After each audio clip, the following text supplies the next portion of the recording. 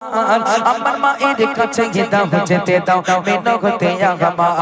আমার মায়ের কাছে দাও যেতে দাও মিনতে আমার ইয়া রাসূলুল্লাহ হাবিবাল্লাহ হুজুর আমি মস্ত বড় এক ভুল করে ফেলেছি হুজুর আমি ক্ষমা পাবো কি করে তখন দাহিয়া কলবিকে লক্ষ্য করে প্রিয় রাসূল সাল্লাল্লাহু আলাইহি ওয়াসাল্লাম বলেছিলেন হে দাহিয়া কলবি তুমি কি অপরাধ করেছো যার জন্য আমার কাছে ক্ষমার পন্থা জানতে চাইছো তখন সেই দাহিয়া কলবি কি জঘন্য অপরাধ করেছিল প্রিয় রাসূল সাল্লাল্লাহু আলাইহি ওয়াসাল্লামকে খুলে বলছে নবীর কাছে কেঁদে বলে দাহিয়া কলবি যে ভুল আমি করেছি ক্ষমা পাবো কি আগামে যে ভুল আমি করেছি ক্ষমা পাবো কি আগামে নবীর কাছে কেঁদে বলে দাহিয়া কলবি যে ভুল আমি করেছি ক্ষমা পাবো কি আগামে যে ভুল আমি করেছি ক্ষমা পাবো কি আগামে গর্ভবতী ছিল যখন আমার বিবি গর্ভবতী ছিল যখন আমার বিবি তাই খুশি মনে বিদেশে গেলাম করতে আই পাতে আমি খুশি মনে বিদেশে গেলাম করতে আই পাতে কত আশা ছিল হবে ছেলে কি দোষ আমার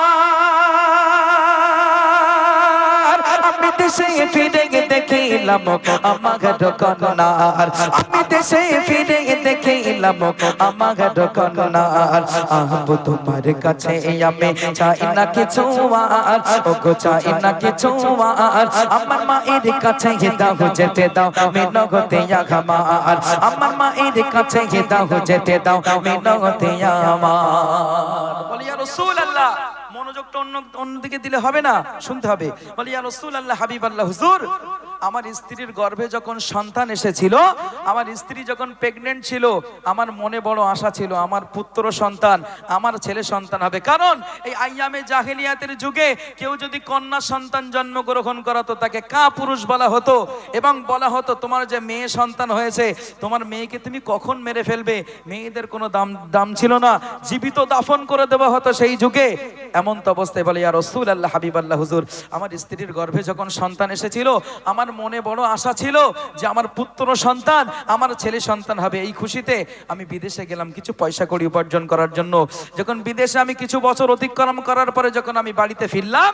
এমন তো অবস্থায় আমার স্ত্রী আমার মাসুম বাচ্চা জামেলাকে দেখিয়ে বলল জামেলা যাও তোমার পিতা বাড়ি এসেছে যাও তোমার আব্বু বাড়ি এসেছে বলি ইয়া রাসূলুল্লাহ হাবিবাল্লাহ হুজুর আমি যেই না দেখলাম আমার স্ত্রী আমার মাসুম বাচ্চা জামেলাকে আমার কাছে এগিয়ে দিল যেই না দেখলাম আমার পুত্র সন্তান হয় নাই আমার ছেলে সন্তান হয় নাই আমার কন্যা সন্তান মেয়ে সন্তান হয়েছে বলি ইয়া রাসূলুল্লাহ হাবিবাল্লাহ হুজুর আমি যে বিদেশে কয়েক বছর কাটিয়েছিলাম আমার মনের মধ্যে যে আশা বেঁধেছিলাম সেই আশাগুলো চূর্ণ বিচূর্ণ হয়ে গেল আমার মেয়ের আমি মারার ফোন দিয়ে আটতে লাগলাম আমি সেই সময় কি করব ভেবে পাচ্ছিলাম না কারণ আইয়ামে জাহেলিয়াতের যুগের মানুষেরা বলেছিল হে দাহিয়া কলবি তুমি তো বলেছিলে তোমার পুত্র সন্তান হবে কই তোমার তো পুত্র সন্তান হয় নাই তোমার তো হয়েছে কন্যা সন্তান তুমি তোমার মেয়েকে কখন মেরে ফেলবে বলি ইয়া রাসূলুল্লাহ হাবিবাল্লাহ হুজুর আমি কি করব ভেবে পাচ্ছিলাম না তারপর কি ঘটনা ঘটছে শুনতে থাকুন কবি লিখছেন আমি কে কোরি খাই ভেবে না পাই একে কেমনে মারা যায় আমি কে কোরি খাই ভেবে না পাই একে কেমনে মারা যায় বলে চলো সোনা আজকে তোমার মামার বাড়ি যাই বলে চলো সোনা আজকে তোমার মামার বাড়ি যাই নূতন পোশাক পরে মেয়ের নূতন জামা পরে মেয়ের খুশির সীমা নাই সে মরুভূমির উপর দিয়ে খুশিতে দৌড়ায় সে মরুভূমির উপর দিয়ে খুশিতে দৌড়ায় সে কিছু পরে পানির তরে করে খাকাকার আর সুযোগ বুঝে ভাবলাম আমি কবর খোঁড়ে এবার আর সুযোগ বুঝে ভাবলাম আমি কবর খোঁড়ে এবার আহব তোমার কাছে আমি চাই না কিছু আর ওগো চাই না কিছু আর আমার মায়ের কাছে দাও যেতে দাও মিনতে আমার বলি ইয়া রাসূলুল্লাহ হাবিবাল্লাহ হুজুর আমার মেয়েকে মারার ফোন দিয়ে আটতে লাগলাম এমন তো অবস্থায় ভাবলাম আমার মেয়েকে আমি মেরে ফেলবো আমার স্ত্রীকে বললাম জামেলাকে সুন্দর পোশাক পরিধান করে দাও আজ ওর মামার বাড়িতে বেড়াতে নিয়ে যাব বলি ইয়া রাসূলুল্লাহ হাবিবাল্লাহ হুজুর, আমার মাসুম বাচ্চাকে নিয়ে যখন আমি মরুভূমির রাস্তা দিয়ে যাচ্ছি, আমার মাসুম বাচ্চা কিছু দূর দৌড়ে দৌড়ে যায় আর পিছন ফিরে তাকায় আর বলে আব্বু আসো, আব্বু আসো। মাসুম বাচ্চা। বলি ইয়া রাসূলুল্লাহ হাবিবাল্লাহ হুজুর, কিছু সময় পরে আমার মেয়ে, আমার কন্যা সন্তান একটা কথা বলল, আব্বু আমি মরুভূমির রাস্তা দিয়ে যাচ্ছি, আমার খুব পানি পিপাসা পেয়েছে আব্বু, আমার খুব পানি পিপাসা পেয়েছে, আমি পানি খাবো। বলি ইয়া রাসূলুল্লাহ হাবিবাল্লাহ হুজুর, আমার মেয়ে যেই না বলল পানি খাবো, আমার মনের মধ্যে আমার মেয়ের মারার ফোন দিয়াটা কমপ্লিট। এমন তো অবস্থা আমি বালি খনন করতে লাগলাম, বালি খুঁড়তে লাগলাম, বালির মধ্যে আমার মেয়েকে দাফন করে দেব। বলি ইয়া রাসূলুল্লাহ হাবিবাল্লাহ হুজুর, আমি যখন বালিগুলো সরাচ্ছিলাম, আমার গায়ে যখন বালিগুলো লাগছিল, আমার কন্যা সন্তান একটা কথা বলেছিল, আব্বু আপনার গায়ে যে ধুলোবালি লাগছে আমি আর সইতে পারি না আব্বু, আমি পানি খাবো না আব্বু, তবু আপনার কষ্ট আমি দেখতে পারি না আব্বু। বলি ইয়া রাসূলুল্লাহ হাবিবাল্লাহ হুজুর, আমি যখন গর্ত খনন করা কমপ্লিট করলাম, আমার মেয়েকে বললাম, জামিলা তুমি এই গর্তের মধ্যে নেমে যাও, তুমি পানি পেয়ে যাবে। কিন্তু সে মাসুম বাচ্চা জানে না যে গর্তে নামলে তার শেষ দিন এটাই। বলি ইয়া রাসূলুল্লাহ হাবিবাল্লাহ হুজুর, আমার মাসুম বাচ্চা আমাকে বিশ্বাস করে ওই গর্তের মধ্যে নেমে গেল। তারপর কি ঘটনা ঘটছে শুনতে থাকুন। কবি লিখছেন, পানি খুঁজতে মেয়ে যখন ওই নামল কবরে, পানি খুঁজতে মেয়ে যখন ওই নামল কবরে, আমি উপর থেকে বালি ঢেলে দিলাম কবরে, আমি উপর থেকে বালি ঢেলে দিলাম কবরে। তার দমটি বন্ধ খাবারে আগে বললো আমারে, তার দমটি বন্ধ খাবারে আগে বললো আমারে, আব্বু বলে ডাকবো না আর কবু তোমারে, আমি আব্বু বলে ডাকবো না আর কবু তোমারে। আব্বু তুমি খুশি হলে দুঃখ নেই আমার, শুধু একটি বারের জন্য মাকে দেখতে দাও আমায়, শুধু একটি বারের জন্য মাকে দেখতে দাও আমায়। আব্বু তোমার কাছে আমি চাই না কিছু আর, ও গো চাই না কিছু আর, আমার মায়ের কাছে দাও যেতে দাও মিনগতে ইয়াগমার, আমার মায়ের কাছে দাও যেতে দাও মিনগতে ইয়াগমার। বলো কি কারণে দেবে কবর, বলো কি কারণে আমায় দেবে কবর, কি দোষ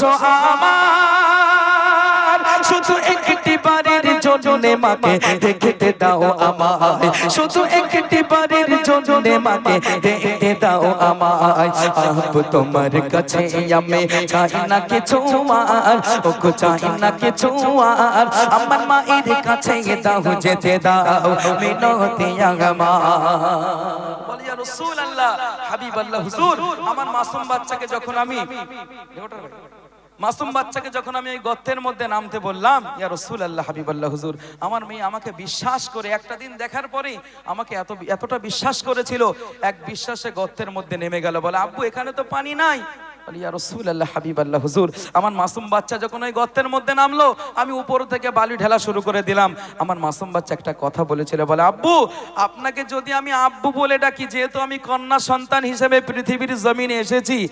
আপনাকে যদি আমি আব্বু বলে ডাকি, এতে যদি আপনার কোনো সম্মানের ক্ষতি হয়, এতে যদি আপনার কোনো মান সম্মান চলে যায়, আব্বু আপনাকে আমি কথা দিলাম আজ থেকে আপনাকে আর আব্বু বলে আমি আর ডাকবো না। আব্বু আপনি আমাকে মেরে ফেলবেন না আব্বু।